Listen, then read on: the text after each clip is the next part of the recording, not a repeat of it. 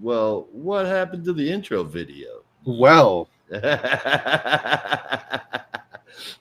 I don't know. I think I do. Anyway. Oh, well. Hey, welcome to the Geek Matrix DC Comics Review Show, episode number 194. I might have had that one wrong. No, I do believe you are right. Hell yeah. 194. 194. Right. We are here to talk everything DC Comics and comics in general from this week and beyond. As joining me as always is Josh. Howdy, howdy, howdy. Don't mind me. I'm here for the bad jokes and appreciate them. The tip jars at the door. He's here all week, folks. Yeah, we're fucking here. Indeed, we are. We're here. Can I say, I'm appreciating TNA wrestling right now. Really? I haven't watched TNA in so long. And if I'm being honest, it's mostly because of one of my favorite wrestlers of all time. Which one? Sting. Sting? Yep. I look at him and I'm like, holy Ric Flair, buddy. But why does that make you not want to watch TNA? It's okay, this is gonna sound horrible, but it's the exact same reason why I don't want to watch AEW. Yeah. I am really super tired of seeing the same people that I watched wrestle when I was a kid get back into the ring. Would it be cool to see D-Generation X get back together and whoop the snot out of the Judgment Day? No. Yeah. all of them will get hurt. Once. Yeah. All of them will get hurt. Oh, for sure. They're just I mean, you know, there comes a time where you have to say, I'm past my prime. It's time to let the money go and let the younger talent shine. Well, Sting has retired now. I mean, yeah, but like what, 2 weeks ago? I mean, it was yeah. really recently. But in his defense, even at the age he was at and the amount of decades he put into this career, he was still going fucking strong. Like he wasn't anywhere near like other talent around his age and doing all the shit that he did. Like he was still going through tables and getting up like it was nothing. The man is a beast. There's a reason he is one of the greatest of all time. I won't dispute that. Like I said, he's one of my favorite wrestlers of all time. Yeah. I was a huge Sting fan when he adopted the Crow personality, the Crow look that he's carrying around or has been carrying around for like 20 years. But even before then, the Hawaiian Punch Sting, I fucking loved him too. Yeah. I will always call him the Hawaiian Punch Sting. I don't care what. Very fair, very understandable.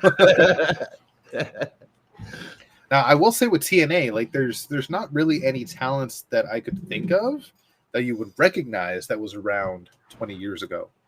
Like the entire roster is pretty much different.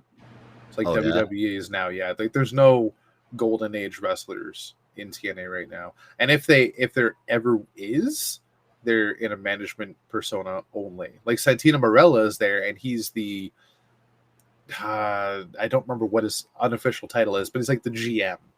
Yeah. Okay.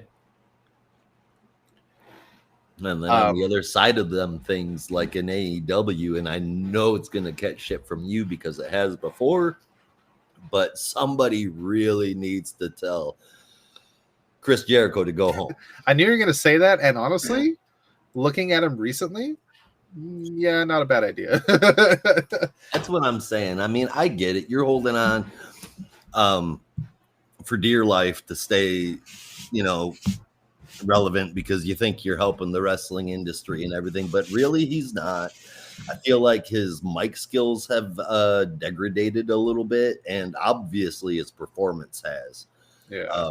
And he's definitely not taking care of himself. So that bums me out. But AEW kind of like did that for a while, pulling out all the people that WWE let go or couldn't get into WWE or should have retired from WWE or wrestling, I should say. Yeah.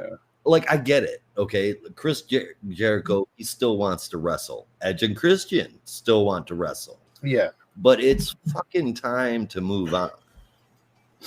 I mean, for Edge, he's nearing that time. Like, this is his last stint, and he's said like he's only doing this for his eventual retirement. I imagined that. So as far as Edge goes, Adam Copeland. As far as he goes, I honestly had a very hard time believing that he wouldn't choose his retirement match to have Christian involved in some way. Oh, now, the fact that he had a WWE retirement match and then went to AEW, that I don't really agree with. That wasn't a retirement match. I mean, it was a send-off for the WWE universe, but I would say 40% of the WWE universe watches AEW too, maybe 30, but still. I mean, recently it's gotten a lot less. And it's I don't think it's working as good as it should be for wrestling. Yeah. There's a whole lot of shakeups coming up in WWE, by the way. Have you heard any of the rumors for the draft? I have not. I've been trying to stay away from those. Yeah, me too. But I see David Meltzer. I see Dave Meltzer in the thing. Pay attention to click on Dave Meltzer. I can't help it. Dave Meltzer is one of the biggest, like, when you're talking about like old school and needs to learn when to retire, Dave Meltzer's at the top of the fucking list. See, there's and Fightful. That's another one where I have such a hard time not tapping on the fucking headlines. Dave Meltzer obviously was the one that basically invented the star rating, the star rating system for wrestling matches, right? It was his thing, and that's been adopted in the community. But I actually had no clue. Oh yeah, no, that was he started it for wrestling. So did you know that when it comes to WWE, he's only ever rated something like 5 matches, somewhere between 3 and 5 matches, 5 stars or higher. Ever. That sounds like me with comic books. It's got. But AEW has had many 5-star, some 6-star, 7-star matches. New Japan has had multitudes of 7-star matches from WWE. From him, WWE has never had anything more than like a 6.5, and only ever happened 5 or more, like a handful of times. Sounds like since he started doing it. It sounds like somebody has a little bit of a problem with WWE. He claims he doesn't. I just think his rating system is bullshit. Perhaps that's what it is too. Yeah. But I mean, it's okay. Now I don't watch AEW regularly. I haven't watched TNA in fucking years. Actually, I think the last time that I watched TNA on any sort of an at least occasional basis was before it turned into Impact. Yeah, which was quite a while ago. Yeah, and now it's since the beginning of this year officially turned back into TNA Impact. Yes, but there is some kind of dull talent, but like the talent I've seen has been fantastic. And just a few notable names on my end, like Jake something. Stupid name, but I love it. And he is a fucking beast in the ring. Jake something. Joe Hendry. He's hilarious. Scottish guy, and when he has a rivalry, he comes up with these music videos that he plays, just basically burying his opponents verbally. It's fan-fucking-tastic. So it sounds like somebody made a baby out of R-Truth, Rick Boogs, and Chris Jericho. Realistically, yeah. That sounds interesting. Yeah. That sounds interesting. I was just watching a video TNA post on YouTube of every Joe Hendry song so far. I got to one of when he had a rivalry with Matt Cardona during the time Matt Cardona was calling himself the Indie God or the Indie King. And the whole song was just, you're an Indie God, you call yourself the King, but really to me, you're just Edge's bitch. And this is just him. And it's just a picture of him from 20 years ago with the long hair. It's Edge's bitch number 1. Oh my God. That's awesome. And he got Chelsea Green involved in it too. It was fucking hilarious. He's a funny guy. Cool. If I'm being honest, I think part of the reason that I don't watch any of the other ones is because I already watch Raw, SmackDown, and NXT. Yeah. And that is a lot of TV time that my wife has to put up with. Yeah. See, honestly, I started to watch TNA when it switched over, and I started with my buddy. And then I tried to keep up, but between Raw and SmackDown and reading comics and other stuff and this and work and child, I was like, I haven't really watched a full episode of TNA since I started watching TNA. And my buddy's like, why? And I fucking want to because it's interesting, but priorities, it's too much. Yeah. I wish it could though. Like I'm okay even just watching a match here or there. Like I showed you the match from the quote unquote premiere episode of the new TNA. Yeah. Josh Alexander, Will Ospreay, which to me is one of the best wrestling matches I've ever seen. I mean, I don't know about, but there's a lot of things that go into saying something's the best wrestling match you've ever seen. But well, it's not the absolute best, but it's one of the best. It's up there. I will give you that was one hell of an entertaining match to watch, and Ospreay's constant pissing in the shoes of WWE is just, I mean, yeah, that's more recent. that's he wasn't like that before. Like there was actually somewhat of a not really a bidding war, but more of like which way is he going to go, WWE or AEW, and then he chose the latter. But AEW is, I don't think this is really Ospreay necessarily. I think this is more AEW just wanting to shit on WWE. I mean, it definitely could be that. They seem to be doing that a lot. Like I still got to look into what it is exactly, but I think even they even had Edge saying something, not directly burying WWE, but basically saying there's a reason we're here. There's a reason I came here. There's a reason Chris Jericho's here, so on and so forth. Just like, come on, Edge.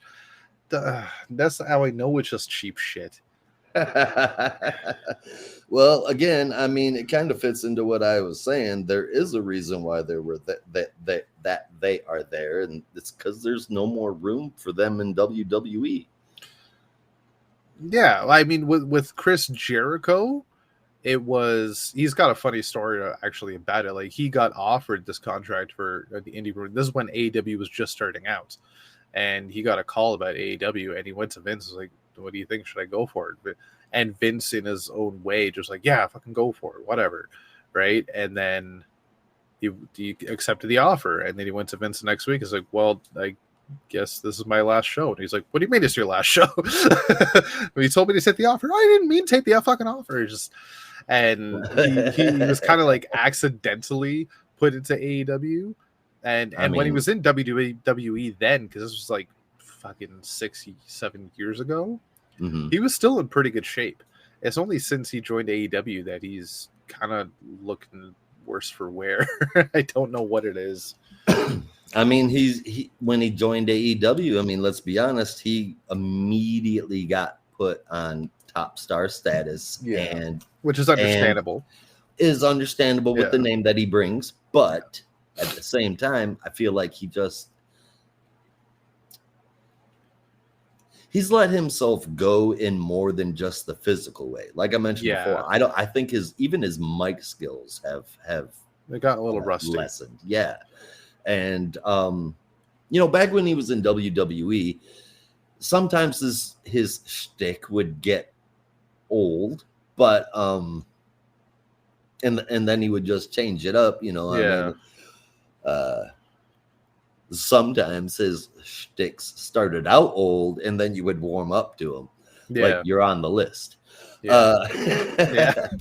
but Like he's got some great discussions about that, like how he always tried to stay fresh in his 20 plus year career between WCW and WWE. It's like mhm. he wouldn't stick to one gimmick for too long, Yeah, right? He would let it run for a few months or a year, and then he would leave for a while and reinvent himself. And he did that consistently. And that's why there's so many different faces of Jericho. But with AEW, I've seen a lot of discussion online about it. Like he needs to go do that because he hasn't, and it's getting old. I mean, he just kind of walks out there and whines and yells and points fingers. Yeah. But if that's all AEW wants, then that's all we're gonna get. You know? Yeah, doesn't matter what I want, because it will never happen. But I would like a certain AEW wrestler to come back to WWE for his retirement match. Daniel Bryan. How'd you know? Because he's the American Dragon. I did not watch him while he was popular, but having gone back and watching his matches after hearing like yes, yes, yes, Yeah. yes, and the no, I'm like, what the fuck is this? So I Google it and it's Daniel Bryan, and I'm like, all right, so I'm gonna go back and watch some of his matches. Wow. Yeah, he's one of the best. Wow. He's so I fucking mean, good. wow. And just think, he came out with Nexus. That was his debut on the main roster. Yeah. And when it comes to Rough. the Nexus, he's the only one still wrestling, as far as I know. Like, God, that was so long ago. I don't remember everybody, but I know a few of them have stopped. There was a guy with the red hair whose name I always forget, and his gimmick for a while was kind of dumb, but it was comedy. He's like, I've got kids or something like that. I think he's wrestling indie promotions, but not even Wade Barrett is wrestling anymore. Whoa. Wade Barrett's the only one left in WWE from original Nexus. Yeah. And Wade Barrett is the first one to always say how bad of a wrestler he was. I mean, he says that. I don't think he was. I was enjoyed him. He shits on himself nonstop. Oh God, yeah. It's hilarious to me. Yeah. I love it. They really the shakeups that they have done with the commentary teams in WWE, man, they have really, really worked. Yeah.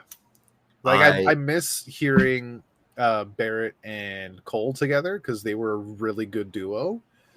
But I like the duos as they are right now. Yep. Yes, absolutely. And I never in a million years would have said, hey, why don't we go grab a football guy? But fuck me, am I glad Pat McAfee is here. And I never was no like huge Pat McAfee fan. Nah, I actually couldn't stand him.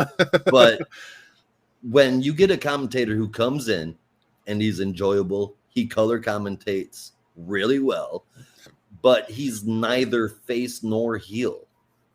I mean, that's the thing. That's what I like. Because Corey Graves, let's face it, Corey Graves is a commentator. He's a heel. Yeah. Right? Michael Cole is a commentator. Barrett. Yes. Well, yeah. And then Michael Cole as a commentator, he's mostly a face. Yeah. But having that lack of definition, where he just likes the wrestlers he likes and hates the wrestlers he don't. Yeah. That's fucking refreshing. That really is refreshing. Because, you know, I mean, while I love the barbs that go back and forth between Michael Cole and Bayley, that whole heel face thing between the talent and the commentators doesn't do it for me quite like I didn't realize how little it did for me until McAfee got there and pretty much changed the game for me. Yeah.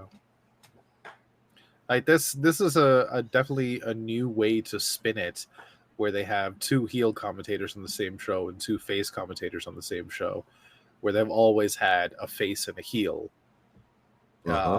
Which I'll be honest with you, I've never cared for. I never enjoyed the fact that there was a face commentator and a heel commentator. I just couldn't stand it, and it always drew me out of the show with the commentary.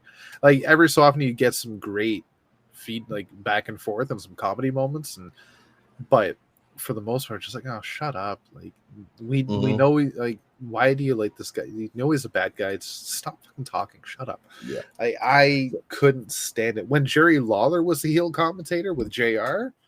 That was one thing. That was one thing that was totally worked. different, though. Yeah. Michael Cole as a heel commentator, honestly, looking back, really worked at the time. Could not fucking stand him. I hated Michael Cole. I did not want to listen to him. You know who gets on my fucking nerves? Corey Graves. I was going to say Corey Graves, but I was trying to say something else. Corey Graves has gotten on my nerves since he started commentating. I didn't like him at first, but he's really grown on me. And being a lead commentator right now, I think it suits him. I mean, he's play-by-play now. He's not color, so yeah. I mean, yeah, honestly, the whole time he was paired with Kevin Patrick, he was pulling double duty. Yeah. I mean, no offense, Kevin Patrick, but maybe you should be steaming towels. And that's not trying to be ignorant. Sure, there might be a place left in the company for you somewhere. I did not enjoy it whatsoever. He's gone back to football. Okay. What you would call soccer. He's going soccer. So football. Yeah. He's gone back to that commentary, which I believe is where he started as a sports commentator. And then somehow he got pulled into WWE, where he failed spectacularly. He really did. did. And I really wanted to like the guy, but he just didn't feel comfortable ever. You could tell that he was very insecure in his job. Yeah. He was hesitant to start talking. And then if there was a guest commentator that came out, a talent or another person, whatever, he would overcompensate. Yeah. You know what I mean? Like he would just blurt, he would interrupt, he would say shit that didn't matter. He didn't think out what he was going to say before he said it. And, you know, I mean, maybe they need a performance center for their commentary. Yeah. Yeah. I mean, they when they even had Michael Cole pulling double duty on 2 shows a week to try and just help Kevin Patrick learn from who has become the voice of WWE. Just didn't work. And it was really weird to hear Michael Cole be a color commentator. But it was kind of interesting at the same time. I wasn't against it. No, yeah, because it really was different. And it kind of reminded me of back when he first came on the scene. Yeah. And it was him, KP, and Corey Graves. And Cole and Corey Graves had a history together because they were commentary team together for quite a while. For the longest time, when it was the 3 of them, it just felt like Cole and Corey are just talking like old buddies. Yeah. And Kevin Patrick's just stuck in the middle, like, do I interrupt? Like, yeah, I don't have anything to say. I don't have anything to say. Oh, what a spear! Yeah. Yeah. But that's what it is. That's what it is. It's a damn shame. Yeah, what is also a damn shame is that the more that I have looked into some things about the backstage antics going on in WWE and the things that are leading up to NXT becoming their third brand, Yeah. and the draft coming up, it is really looking like we won't see any teams broke up. That's a shame. It is to me as well, and I'm saying that because Cedric Alexander, and oh hell, what the hell is his name? I can't remember his first name. The No. Adonis is his Oh, tag team Ashanti. partner. Ashanti the Adonis. Yeah, Are they in NXT? they're getting sent to NXT in the draft. Oh, okay. That's the rumor. So I mean, if It makes if sense because even they're they never are getting on TV. yeah, they were featured in like a picture back in February. Yeah. But if they're even sending like those people back to NXT as a tag team, then I don't think we're gonna see New Day or Judgment Day or any other day break up at all. We might see quite a few moving around, some pieces and stuff, but I don't think we're going to see any teams broke up. The thing about that is though, I don't think they're currently a tag team. They technically are. I don't think I've ever seen them tag team together ever. Alexander. Oh yeah, they've tag teamed together. Adonis and Cedric Alexander. Almost positive. When? It was since I started watching a year ago. I feel like a year and a half. However, Cedric Alexander was with Shelton Benjamin, and Ashanti was with Top Dollar. And then Top Dollar and Shelton got let go, and then Adonis and Alexander, they kind of just cruised around a little bit, but I don't think I've seen them actually wrestle together yet. Oh, I could have swore that they were. Anyway, they're getting sent to NXT, and I know you were trying to avoid spoilers, but I'm only going to give you one more about sent to NXT, and I think you're going to like it. This one, I think you're going to like. No, don't tell me. No. Don't tell you? I mean, don't tell me who I think you're going to tell me. And you mean Chelsea Green? Chelsea Green. No, she asked to be transferred last week. Or last Monday, she asked to be transferred on TV. Chelsea, no. But it's a SmackDown. Yeah, not to NXT. No. I'm sorry, I said that wrong. This past Raw, Cole said that that Chelsea was excited about the draft and was asking NXT to get her out of here. But that's not the one that I was talking about. Okay. The spoiler, I said that one didn't count because it came out on TV. But the spoiler, and it's one that I think you're going to like. And it's somebody that's going to NXT? Yeah. Oh, boy. Shinsuke. Ooh. That is surprising. Yeah.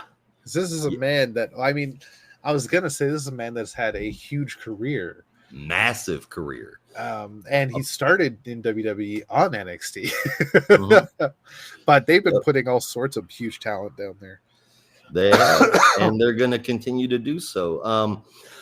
From what I understand, the plan is to turn Shinsuke into a massive heel.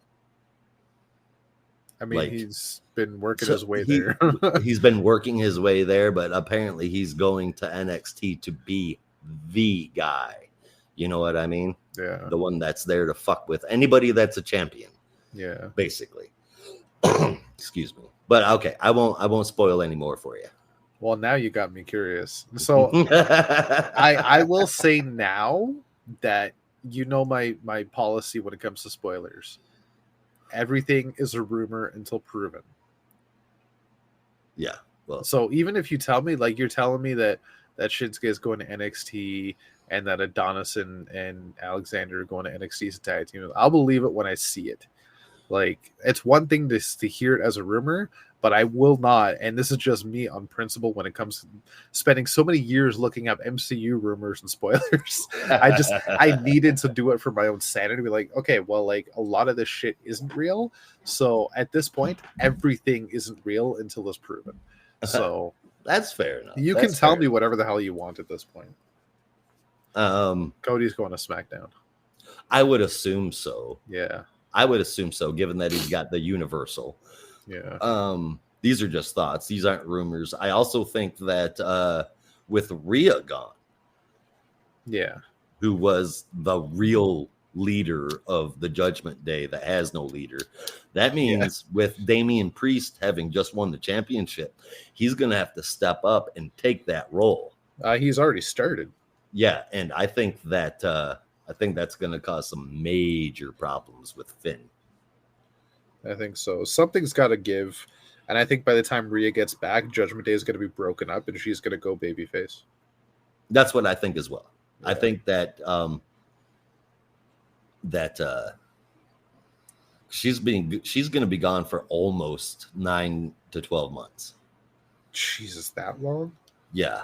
It'll be like really 6 to 10 weeks for her to be able to start moving her shoulder, and then another 3 to 4 to get back into ring shape. Get to be able to get her mobility back and all of that. But so yeah, I think you're right, and I think Liv turning heel is a big thing. I think that they're going to continue to have her go toward the dark side, for lack of a better word. And I agree with you. I think when Rhea comes back, she's going to be a babyface. Yeah. We will have to see. Well, I mean, the crowd made her a babyface when she laid down the title. Yeah, I mean, the crowd made her a babyface when she became champion. Yeah, let's be honest, but I don't blame them. It's all because she said mommy's always on top. Yep. But speaking of being on top, mommy is always on top, even when she's injured, because now she's on the top of the disabled list. Yeah, there you go. Yep. Speaking of being on top, I suppose we should get into comics and figure out which ones of those are on top, huh? Well, before we get into that, we should get into comics news. I didn't mean to talk about wrestling for fucking half an hour. But it happens every time. It does. Yeah, so we got a few things to talk about. Starting off, we got our first reveal at the follow-up to Nice House on the Lake from James Tynion IV and Alvaro Martinez Bueno, returning with The Nice House by the Sea, which is set to release on July 24th. Colors from Jordi Belair and letters from World Design, which I believe was the same exact creative team as the first Nice House series. So this is the sequel, but don't expect any recurring story. It is set in the same world, but it's a new house, new location, new people. And instead of 12 people that know each other, this is 12 distinctly different strangers, each with their own profession or skill set, however you want to call it. This includes the doctor, the writer, the historian, the actor, the artist, the priest, the scientist, the singer, the politician, and the mathematician. And they are at the house by the sea by choice. So check out the interview with James Tynion IV on AIPT.com as James reveals a little bit about the book and the story going forward. Certainly looks interesting. I can't wait to see it because, let's face it, Nice House was a runaway hit last year. Oh, by and far. And I am not a Tynion on Capes fan in any way, shape, or form, but let me tell you, man, Nice House That man was born to write that series. Yep. Holy smokes, it's so good. I can't wait Yeah. for the sequel. Yeah, it's going to be good. Now, speaking of kind of sequels, we got our first look at the creative team for Action Comics following, House of Brainiac coming in July. Starting off with Action Comics 1067. That's a 3-part story written by Gail Simone. Hell yeah. With art from Eddie Barrows. And this is a story called Superman and the Challenge from the Stars. And this is actually taking place in the past. This is going to be back in realistically Superman's first year when he was a lot younger and he's just getting used to the cape and whatnot. And a bunch of aliens decide to attack. So the only person that can stop them is Superman. But during this, he does learn how to be that intergalactic hero in the future. So Gail Simone back on DC and with Superman. Like, I'm stoked. I'm so stoked. You don't even, yeah, me too. I'm bummed out talking to you guys in Discord and then going back and reading the article that you shared. I'm bummed out to find out it's only 3 issues she'll be on, but For now. I'm says down. it's just a 3-part story. Yeah. It's not saying yet if that's the only story she's writing. It does sound that way, but it's not confirmed.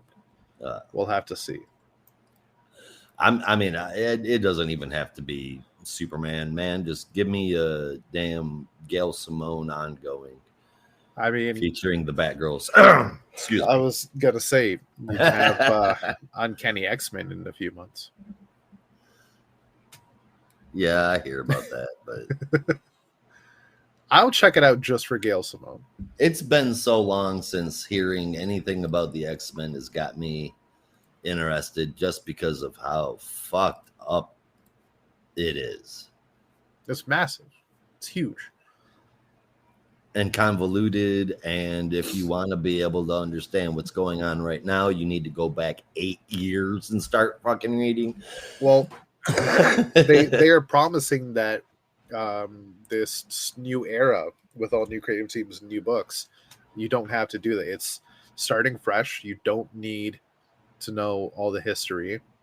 There might be the odd reference here and there, but there's always going to be that in comics. But ultimately, you can start fresh. That's a great jumping on point. It's all new teams.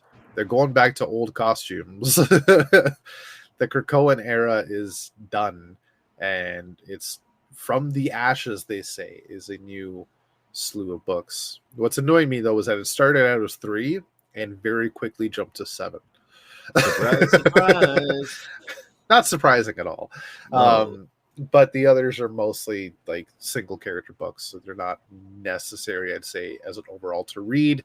If you want to just read the core title, there's X-Men, Uncanny X-Men, and another one I don't remember the name. Yeah, but Uncanny X-Men, I believe, is the one Gail Simone. X-Force is there, but that's not the core 3. Gotcha. Okay. Yeah. There's a third one. It's got a new preface title. I don't remember exactly what it's called. But yeah. Excellent X-Men. Could very well be. Well, speaking of Marvel, they have also announced what seems to be an out of continuity story taking place somewhat in the future, and this reunites the creative team of Jonathan Hickman and Esad Ribic. Nice. Ribic. I don't know how to pronounce the name. I apologize. It's called Aliens versus Avengers, and it's exactly what it sounds like. Earth's mightiest heroes are fighting the xenomorphs. As long as this doesn't turn into some kind of space version of like AVA. I mean, that's funny you say that because the cover says AVA right on it. Are you kidding me? Yeah. Oh no. I don't know that it's going to take place in space, but it is an older version of the Avengers, older, grittier, with some other heroes. and they'll be fighting xenomorphs. Oh no, it says xenomorphs will reach Earth. Okay. So it'll be Earthbound, and it's a 4-issue series.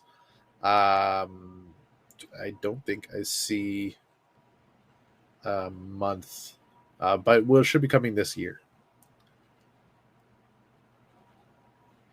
So that's to look forward to. There's your intercompany synergy. Yeah. I feel like there was one more, but I don't remember what it is. I'm trying to find it. No, I can't find it. Maybe there wasn't. There was a rumor mill about potential Absolute Comics, but I don't feel good about that one. It just seems like I don't believe that thing yet from Johnston. That last write up about Absolute Comics. So we'll have to see. But basically, listeners, if you're confused, Ryan Johnson over at Bleeding Cool has said that he's heard more things through the grapevine, and that the supposed DC's answer to Ultimate Marvel Comics will be titled Absolute Comics, Absolute DC. And the description he gave is very, very confusing. So I don't even know how to describe it, so I won't get into it, but check it out if you want to know what he's talking about. I don't recommend it because I don't think it's real. I'm going to be honest with you. I don't think that part's true. I believe that DC might be planning something like this, but what he's just heard, I don't think is real. I think he's being given false information. We will have to see. It's yet to be officially announced, so it could all be bullshit. Could all be bullshit. You know? And that's all the news that's fit to print. All right. That is all the news that's fit to print. So before we head off to a brief commercial break, let's spit out the comic books that we're going to talk about this week. Let's do it. Honorable mentions: Batman Off-World #4, John Constantine Hellblazer Dead in America #4, Crisis on Infinite Earths #1, Facsimile Edition. And then in the main show, we've got Jay Garrick the Flash, Green Lantern, Jay Garrick the Flash #6, Green Lantern War Journal #8, Catwoman #64, and Wonder Woman #8. And if you are lucky enough to stick around and join us in Discord for the bonus show, you'll get to hear us talk about Batman, Superman, World's Finest #26, Titans #10, Superman #13, and Nightwing #113. Hell yeah. Hell yeah. Well, those are the honorables and the comic books that we are going to be talking about today. If you'll give us just a minute so we can pop out and you guys can enjoy one of our ever famous commercials. For those who are not watching live, you can catch us up later on Spotify or anywhere else you listen. And commercial break.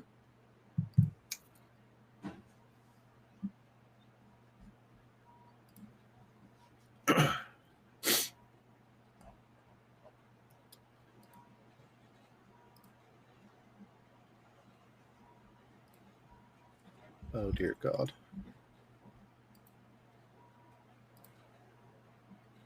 And commercial break over.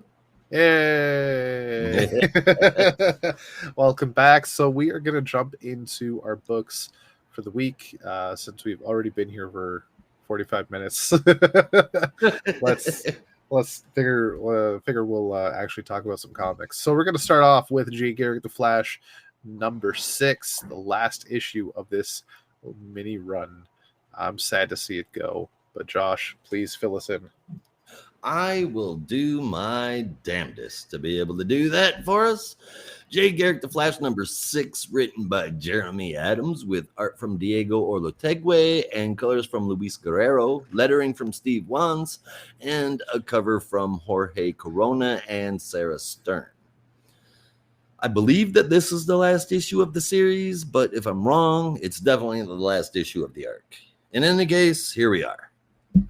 Jay, the Flash, having help from Mr. Terrific, calling out to all available heroes and using his terrific satellites, is looking to save Judy from Dr. Elemental, who kidnapped her. Meanwhile, Judy herself is spending all of her time, while strapped to a table, simply talking mad smack to the evil doctor. I love that part, as you do. So Mr. Terrific tracks down an energy signature after Dr. Elemental kicks his plan in.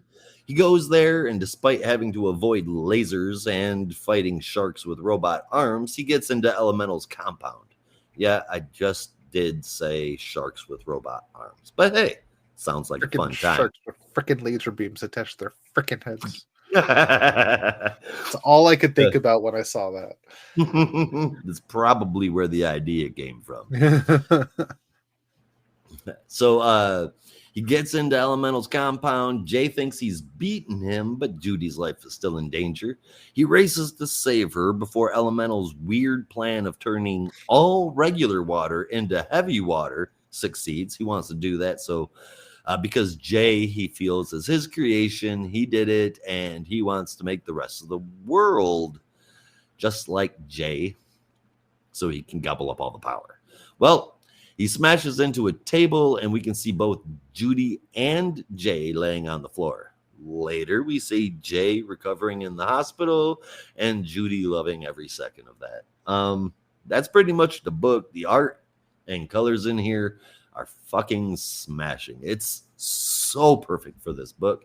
And Adams just write damn good stories. I think the wrap up, even though the conclusion was a tiny bit fast, it was done really well. And at the end of the day, like the end of the issue, who doesn't like a picture of the whole Flash family together? Exactly. It was an excellent way to end things for sure. I gave Jay Garrick the Flash number 6 an 8.5 out of 10. It was really enjoyable.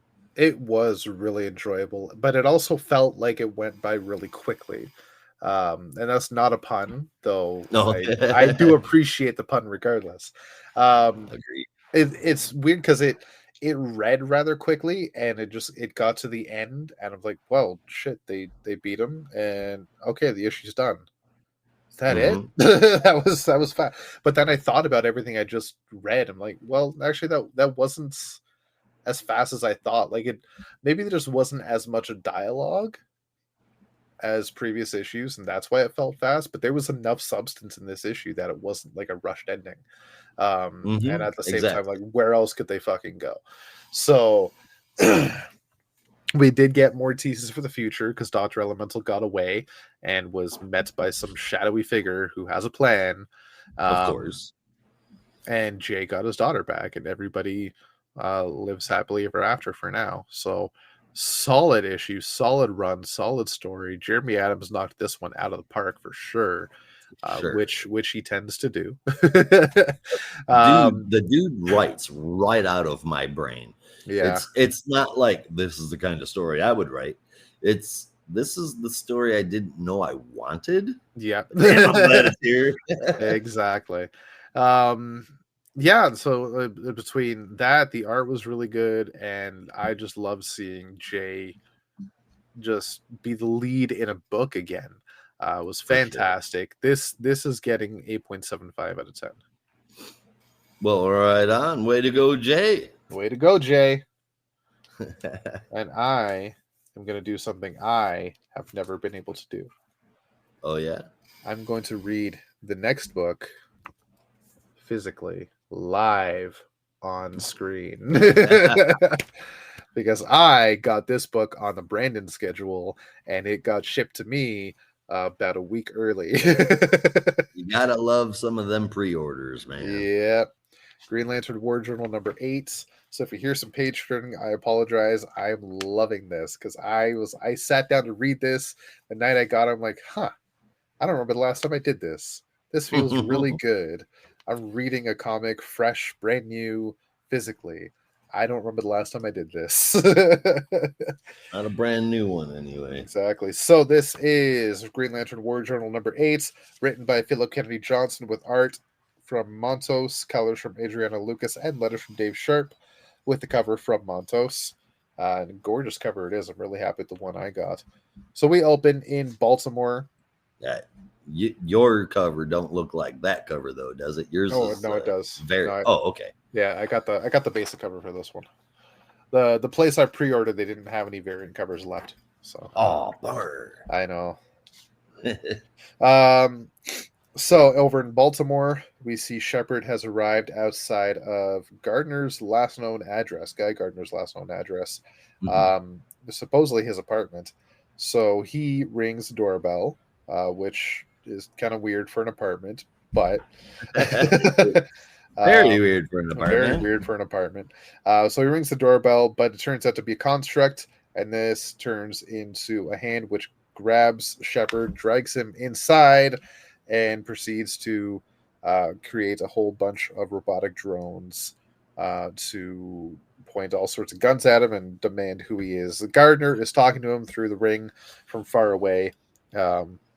And they have a brief conversation until Shepard lets loose that John Stewart is missing. And this is when Gardner turns things around and says, okay, constructs are done. Apartment's a bit messy, but look, there's a system. Just don't move anything. You'll be fine. Just go to the back of my closet behind all the boots. Find something. This is the only way you're going to help John. Guy is not there because he's off planet right now. If you want to know more about that, Green Lantern number 10 last week. Yeah, I think it was just last week. Yeah. Was the first part of Guy's bogus Lobo journey or something like that. It's the backup. That's where Guy is right now. That's why he's not in this. Meanwhile, in the Dark Star of the Fen, which is officially named now, which is where John Stewart is currently placed, excuse me, a whole bunch of I can only assume are Dark Star constructs are attacking the aliens residing within, but then John gets involved, uses his ring, creates a whole bunch of constructs, a veritable army of his own, and fights back the growing force. He's able to harness his will to form a gigantic robot to take on, I don't remember what the guy's name is, but I thought it was Olgren. Olgren is the guy behind it all, Yeah, but the guy Olgren from Warworld. The guy that he's facing. Oh, I don't remember what the hell his name is. Yeah, I don't remember either. But basically that guy. And he's able to shoot him away. The guy leaves for now. And then we see the giant Dark Star symbol in the background get progressively larger.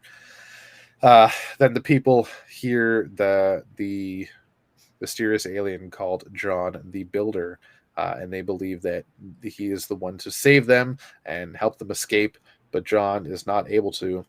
As he says, he's no one's messiah, and he does not know how to get them out of there. Meanwhile, on Earth, in Metropolis and Steelworks, where John's mother is residing with the construct version of her daughter, she puts the daughter to bed and then heads to her own bedroom to go to sleep. But then from outside the window, as we know, keep in mind that this house is inside the Steelworks compound. Outside is the window, she sees her dead husband asking to be let in. But what we can see is that this version of Henry is a Dark Star construct. He's a radiant dead construct, but he's asking to be let in, downright demanding at a certain point.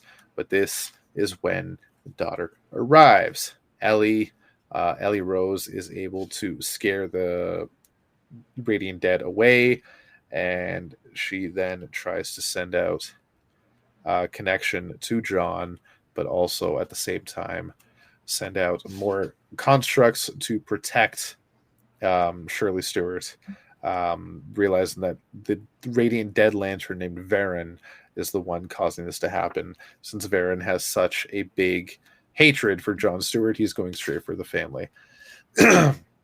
John is not able to get any of these warnings, though, since he is trapped in wherever the hell he is. We still don't exactly know where or what it is, but we know he can't get out, and that the thing stopping them from getting out is getting bigger. And as it gets bigger, it will consume them, and they will cease to exist. But as Byla Vok, who arrives again, reveals, if John is able to destroy it, it will send ripples throughout the universe and destroy everything else instead. Meanwhile, over in Baltimore in Guy's apartments, Shepard does exactly what Guy asks, moves a couple of things to the back of the closet, including just disgusting clothes, and finds what seems to be, according to Guy, the Book of Oa. To which he asks Shepard, "Don't let any of the other guys know I have this. They'll be a little jealous." Face it, Guy, you fucking stole it. Two notes right off the bat. One, that Book of Oa is a lot smaller than the last time we saw the Book of Oa. I don't know if it has the same technology as the rings, but the Book of Oa last time we saw it was fucking huge. It was like the size of a house. Now it fits in Shepard's hands. So that's one thing, but I'm not against it. It's the Cliff's Notes version. It's the Cliff's Notes of the Book of Oa, the recorded history of the known universe. Yeah. Also, how the fuck did Guy get it? He's Guy. What is he doing at the Book of Oa? And why whatever is it in the back fuck of his he closet wants in Baltimore? What a place to keep it. The back of the closet is the only place it would make sense for Guy to have it. Oh yeah, that or under his mattress. That or under his mattress. Well, that's where he keeps his sticky porn. We know Guy's got better class than that. His porn's on a computer. Nonsense. Guy likes it old school, and you know it. Yeah. So yeah, that was an interesting reveal. I'm really stoked to see what's going to happen there. What answers could the Book of Oa hold? Like, it supposedly tells a bit of the future as well, so chances are Shepard will find out some stuff about the Dark Stars and the Radiant Dead and whatnot within the Book of Oa, but I'm very curious to see where this is going to go. I mean, that's flat out what Guy says, right? Yeah. If you want to find out anything about these people, this is where you're going to do it. Exactly. So it's a bit of a throwaway issue. Not much happened apart from the stuff with Shepard. We got a small reveal about how stuck John really is, but his position didn't really change much. So I'm going to say not much really happened when it comes to John being stuck where he is. Except he did some badass stuff, like as he does. So not like realistic, it doesn't feel like much happened in this issue. It really doesn't. This was kind of just a stepping stone issue to me anyway. I really like the stuff with Shepard, so I'll give it that, and the art is fantastic. So for now, it's getting an 8 out of 10. All right. Okay. We're pretty close in our opinions of this. But first, before I start, I wasn't on the show where we talked about this, or excuse me. I said not on the show where we talked about this. Excuse me. My bad. That and then I talked about it. Yeah. Wait a second here. Yeah, it was Green Lantern number 10. It was last week, right? Yeah. Yeah. Okay. I wasn't around to talk about it. But since the issue had a callback about what Guy was up to, and that made me remember what the backup was, I was like, okay, reading that first. First, I want to mention in that issue, they did Kyle wrong in Green Lantern number 10. At least for now. He seems really simpering. Hell, save us all, falling to the floor, all sad, mumbling. And Brandon and I, you missed it. We had a deep discussion about that. And we had some good theories about it. Well, without hearing any of those theories or whatever, I walked away with my theory being I'm disappointed. And honestly, other than the Space Dolphins, the backup kind of let me down too. The logo stuff. Yeah. I was looking forward to more. However, seeing all those Space Dolphins swarm guy was pretty cool. I dig it. But anyway, as far as this issue goes, I'm going to start this review off by saying, wow. I feel like it just keeps getting bigger and bigger, and it manages to do it without getting convoluted or hard to follow, which is something that is really easy to do when you're telling a deep Green Lantern story. John's in a hell of a pickle. Hal and the Resistance are in a hell of a pickle. And Kelly, who I've wondered about for a while now, she's a prisoner. She's being experimented on, it looks like. Everybody else is in a pickle. They might be trying to turn her into a pickle. And then you top all of that off with Guy being in possession of the Book of Oa, and you've got a Woa. I think that this was great. Art in both halves, story 2. I'm loving the Green Lantern universe right now. I gave it an 8.25 out of 10. Fair enough. I try to be. Now, I'll tell you this about Kyle. Go for it. The idea we had is, if you look at the 2 appearances he's had so far, since all this happened with the United Planets, not counting the look into the past where all the Earth Lanterns were together even before Kilowog died, for example, right? Right.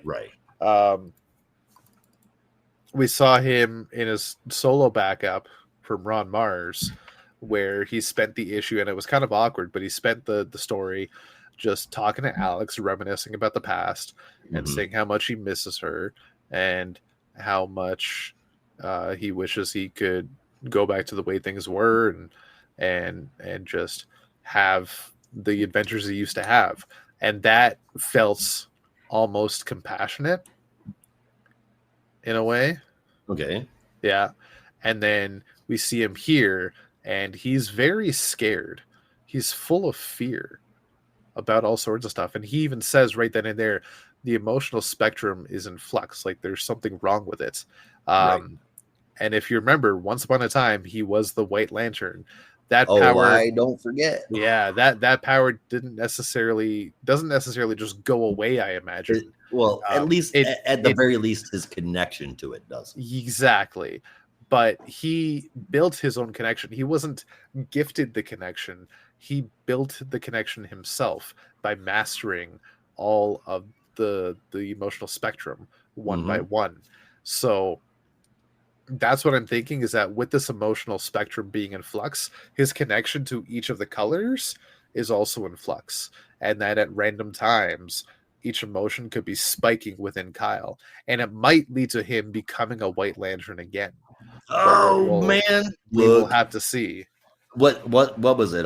2 months ago where I said that was a possibility? I really fucking hope so.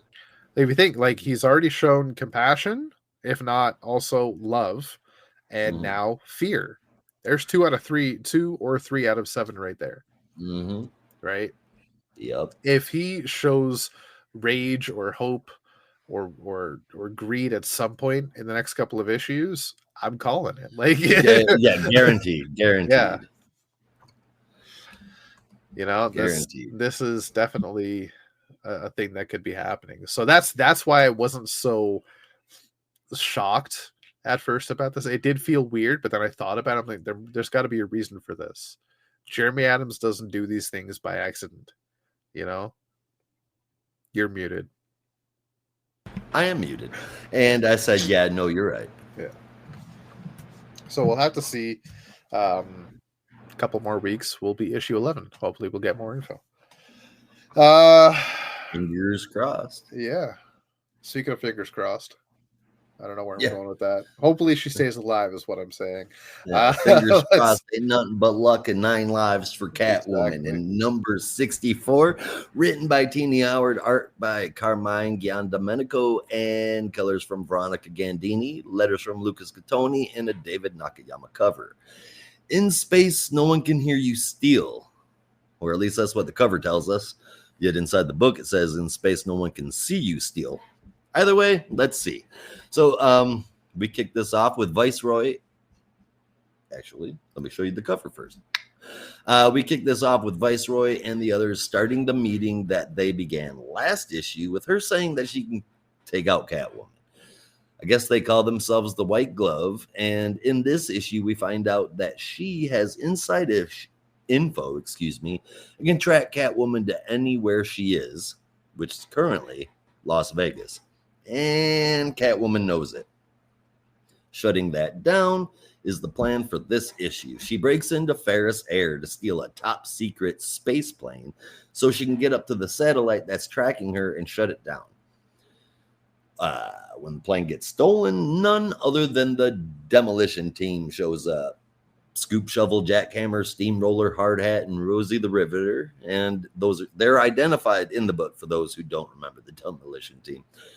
And they say that they're going to go get the space plane back. Side note here, they actually acknowledge that the Green Lanterns have something going on that locks down the whole planet by saying that she's only going to have to go into low orbit.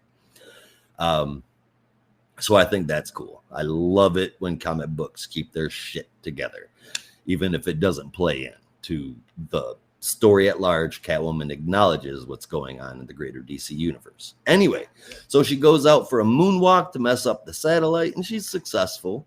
Meanwhile, she's getting warnings about the space plane's weight limit being too high, and she assumes it's because she didn't drop an empty fuel tank or something. She finds out she's wrong when her tether is cut and the space plane starts to fly away.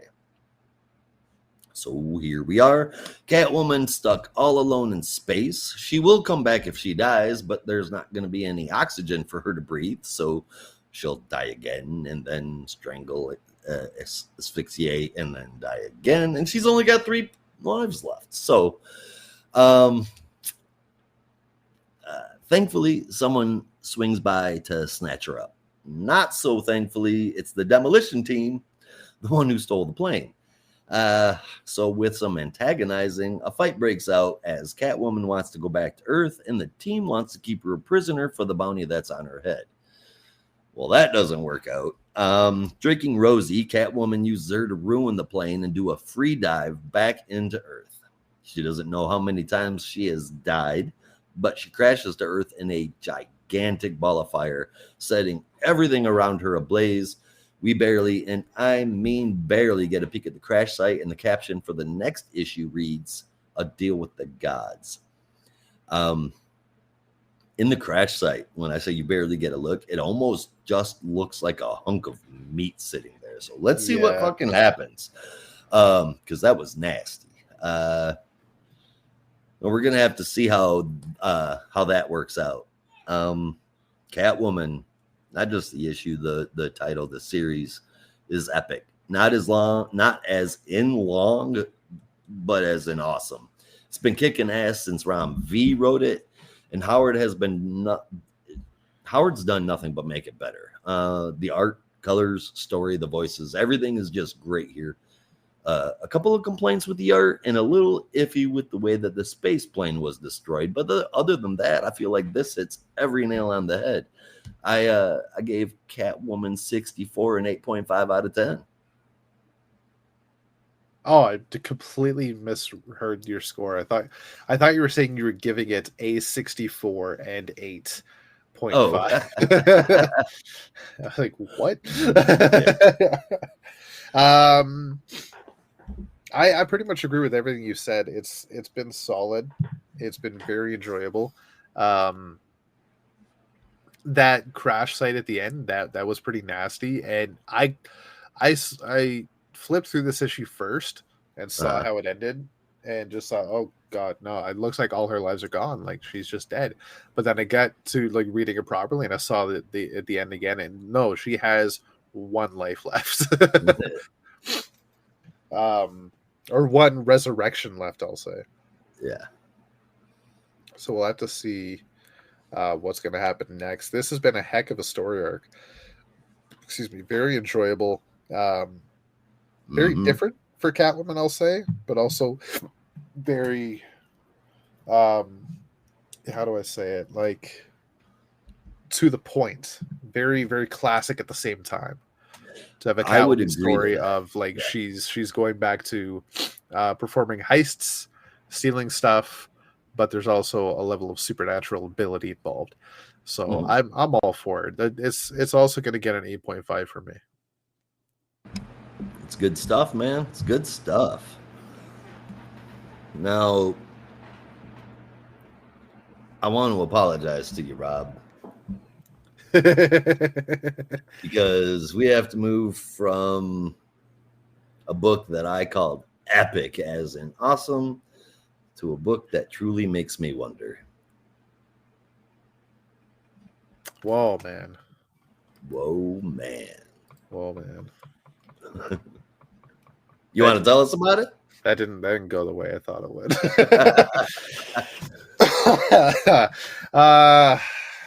I guess if you insist. It's Wonder Woman number 8. This is written by Tom King with art from Daniel Sampere, colors from Tobin Mori, and letters from Clayton Cowles. I will tell you right away, the art really fucking good. Like really fucking good. There's It's Daniel Sampere, man. yeah.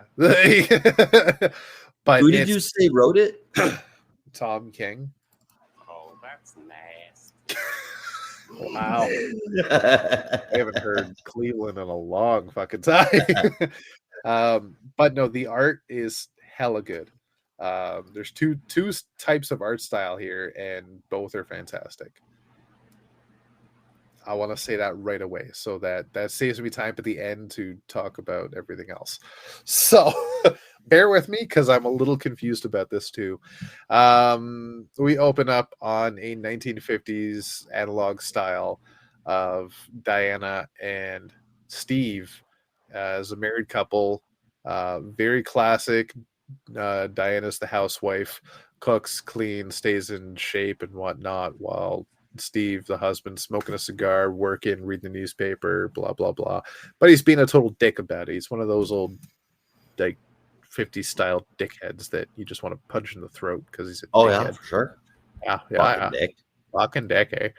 The whole time that she is having these conversations with her quote unquote husband, she's having thoughts about what's going on in the real world, which is the lasso of lies has her bound to a chair, but apparently has some. I don't know if it's when I was reading, I thought it was like spikes in it or something, but it's so tight. And as she's wriggling and writhing her hands, it's cutting into her skin and making her bleed. She's not tied to a chair. Sorry. She's tied to a pole, a steel beam, being interrogated and told stories by the sovereign. And this man is just giving exposition the entire fucking issue, between Bible verses and tales of his childhood, which details why he is the way he is and the family he came from, how his mother was horrible and a drunkard, and his father regularly shamed them and beat the children. He just took that to his adulthood, where he's now an old man and the quote unquote king of America, supposedly. We do get a brief reprieve from this back and forth of hell, where we see the Wonder Girls, I will call them, interrogating Sergeant Steele by tying him to a tree, putting an apple on his head, as Cassie is blindfolded to the point that she swears she cannot see anything, and says, "Look, I know I can hit this apple with a bow and arrow blindfolded. Just let me do it." It is maybe the most entertaining part of the entire issue. I don't know how you felt about it, Josh, but I really liked it. Especially with Yara's just backhanded commentary over the entire fucking thing. That was funny. She's just not impressed by anything. Yeah, almost takes one of his nuts off. Mm-hmm. Fantastic. But then we go back and forth to the 50s analog, and Steve's getting worse and worse to the point that Diana can't take it anymore, and then her mother appears within this dream world, and because she knows it's all bullshit. Yeah. And then reminds her daughter that while she was growing, she didn't listen to anybody. She was her own person, and she didn't let anybody keep her down.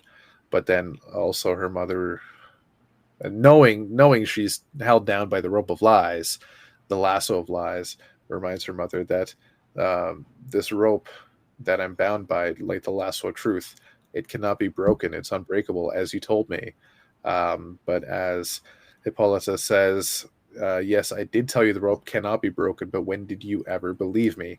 And this is when Diana snaps out of the dream world, breaks the lasso, and goes straight for the sovereign, to which she is then met by all sorts of armed guards who then proceed to shock her, but she is just not having any of it.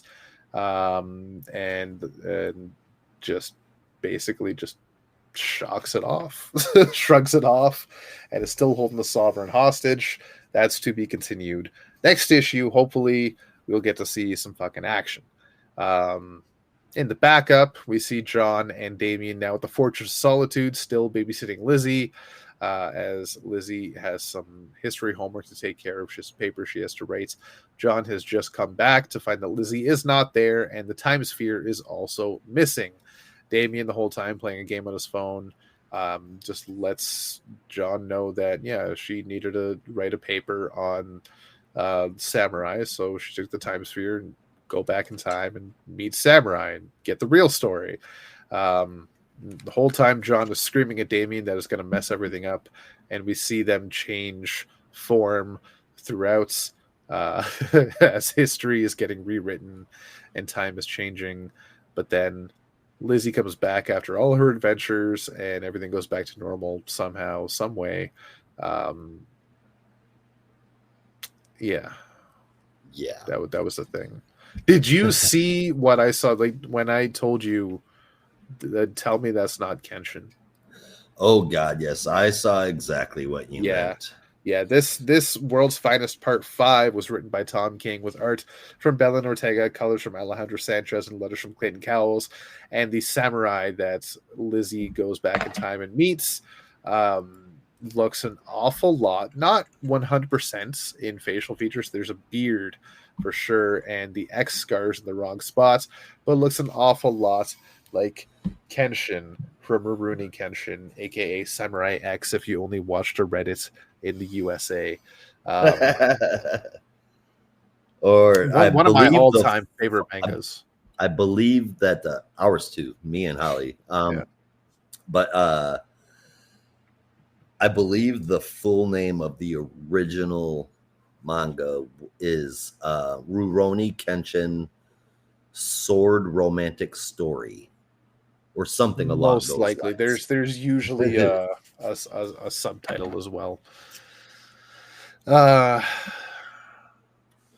In fact, like when I first saw it, I couldn't even get into the story because I would just, every time I see a sword, I'm like, is that the Bato-san? Is it reversed? Is that blade on the wrong side? And I'm like going back and forth between an image of Kenshin and this guy. I'm like, okay, but the sheath is going the wrong way. It doesn't look like the Bato-san, but it could be.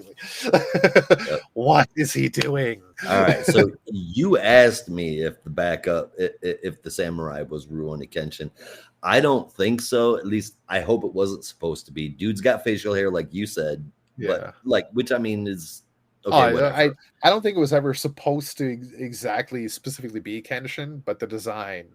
He's holding his sword iconic. backwards. The sheath is backwards, and the X scar is in the wrong spot.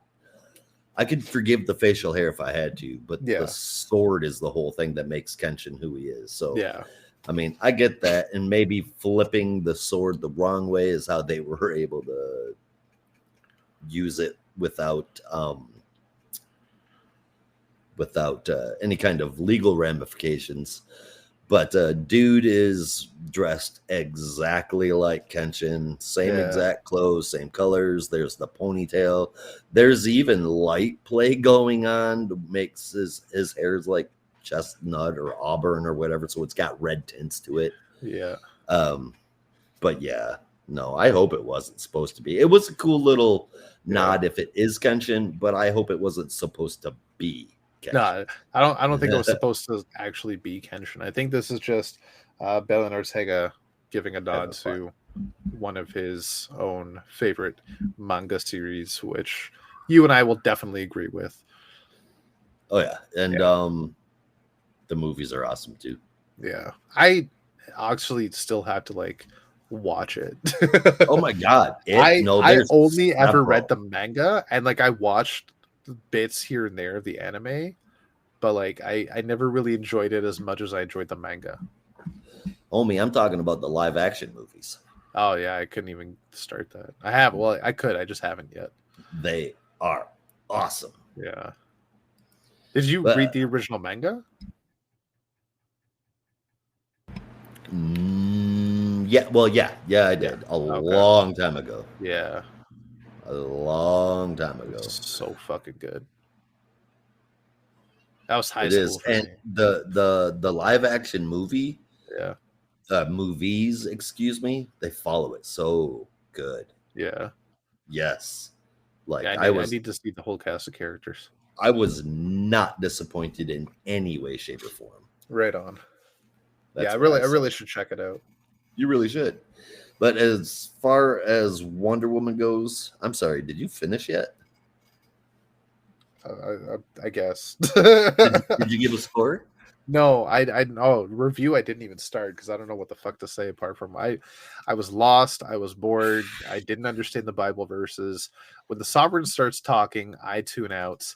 I skip over his dialogue more than I've ever skipped over anybody else's dialogue. I give it the old college try. I try to read every little thing the sovereign says in all the little text boxes during the side stuff, but eventually I'm just like, okay, this guy is saying so much while saying absolutely nothing, so I'm not going to waste my time. I'm just going to read the actual fucking story. So that's what I did. You asked me what the sovereign said, I couldn't fucking tell you apart from stories about his childhood and Bible verses. That's all I got. women should be in servitude. Yeah. That was basically it. Yeah. Whatever.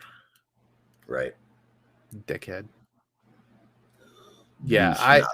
for the art alone, I'll give it a 6. All right. Interesting. Yeah. Interesting. All right. So, like Rob said, the first part is Bible verse, fuck you and your Bible verses. Wonder Woman wins. I didn't find it engaging at all. It's the way King writes and some of the decisions that he makes in his stories, a number of decisions that he makes in his stories.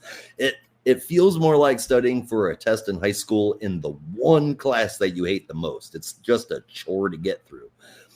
And if there's any comic readers out there that would be good with some good old-fashioned shitting on the church, it is me. But the whole message of this entire run has been done before, and it's been done so much better. And then we go to the backup, John and Damien changing into a whole bunch of characters because Trinity is in the past. It's weird. Trinity messing with history would not change who they are entirely. You see them turn into robots. You see them turn into Lex Luthor. It's stupid. Oh, and side note here, Nathan, John saying, honey, I'm home to Damien doesn't make them dating. I've said that plenty of times, showing up to work or coming back from lunch. Yeah. To coworkers, and that doesn't make me dating Alec. So, it's anyway. It's just something people says. Regardless, though, this whole Trinity thing still stinks. The last thing that the Wonder Family needed was another Wonder Girl, and if Diana is still Wonder Woman, like Trinity keeps saying, then Yara and Cassie are still Wonder Girl. So there's 3 of them fucking now, but whatever. Hey. I may have said it's the Wonder Girls, but Yara is not a Wonder Girl. She said she's Wonder Woman. She calls herself Wonder Woman. But her like official title is Wonder Girl, and everybody else calls her Wonder Girl. Fuck your official title. She's Wonder Woman. Well, then Diana needs to move on. You're an official title. Oh, I wish. Actually, no, I don't. I would hate to hear somebody go, man, you're a Josh. That would suck. Yeah, so ultimately, whatever. Semper and Ortega's art is the shining star in this issue. And considering that, just because Semper's art is flawless in everything he does, and Ortega's is beautiful. Yeah. And because of those, I also gave it a 6 out of 10, which is why I said it was interesting, because Rob and I, we don't usually give it the exact same grade when we hate stuff. We really don't. Daniel Semper and Ortega are some of my favorite DC artists right now, so they really did help out a whole lot.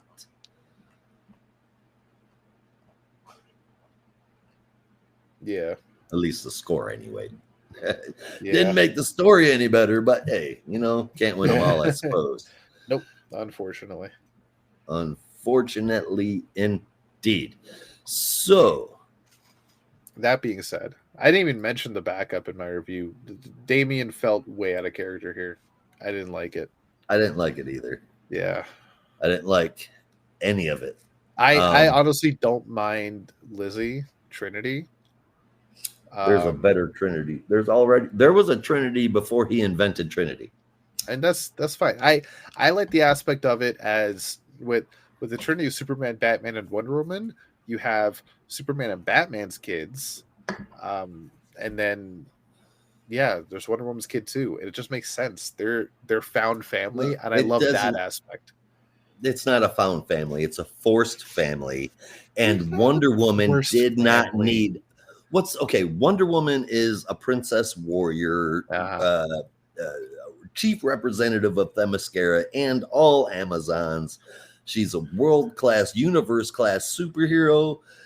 And what's the one thing Tom King decides she needs in a series where it's all about women having to bow down and kowtow to men? A baby. Jesus fucking Christ. Take her boots off. Put her barefoot in the kitchen. I don't see a reason for Trinity, and other than maybe, goofy ass alternate universe stuff, I don't. It could very well be alternate universe. And that's the only place that shit belongs. Me personally, Wonder Woman shouldn't ever have kids. She's not about that. That's not what the character even comes close to saying to me. Accidents happen. That's all I can say. not on Themyscira. You want a fucking kid? You got to sculpt it out of clay, bone of God, and make lightning things. That's not an accident. We don't know who the father is. It's like you didn't slip and fall and land on a pile of clay. Holy shit. Yeah, I know. But what I like about Trinity, end of the day, is the connection with John and Damian, that they are like the found family, the three of them, that their parents were very close friends, growing together as superheroes in Justice League, and became ultimately a trio of best friends. And then these three, through whether you want to call it nepotism or just fate, being the children of those fabled heroes, obviously you have grown up together and now see each other as siblings. John and Damian realistically did. Even though John got aged up, they did technically grow up together. Yeah, no, I'm not disputing that. Yeah. Trinity was invented and introduced as a teenager and didn't appear anywhere. So they can't have grown up together. And if we say that Trinity came a long way, horseshit. They're babies. Then they didn't. Then they didn't. What's happening in the story? Okay, but at the same time, that's fine, because that is what's happening in the story. They're babysitting, but at the same time, you can't say they grew up together if she's a little kid and they're watching over her. It's forced. Are they not still growing up? No, in this time, if we got a fucking kid from Wonder Woman that's 16 years old, give or take, it's at the bare minimum 16 years old from this point, which puts Damian and John somewhere in their 30s and 40s. Yeah. Okay, so that's way not growing up with them. I'm in my 30s currently, and I still feel like I'm growing up. I'm gonna be honest with you. You Right, can't but tell me you there's a small part of you that doesn't feel like there's still some growing up to do. I mean, Being in your everybody's got 40s. growing up to do, but Exactly. that's individual. That's not saying that, I'm not growing up with my sons. My point is I'm not growing up with my kids. the three of them are like found siblings. They have a sibling connection. The three of them. Definitely John and Damien, but with Trinity is like the little sister they never had. A very little sister. Sure. Yeah. I hope after this run is done, she never shows up again. Oh, she will. She'll have her own miniseries. Don't you worry.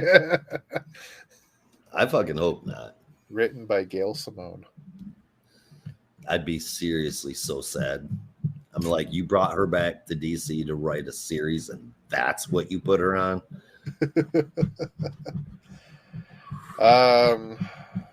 Yeah, well, that is Wonder Woman.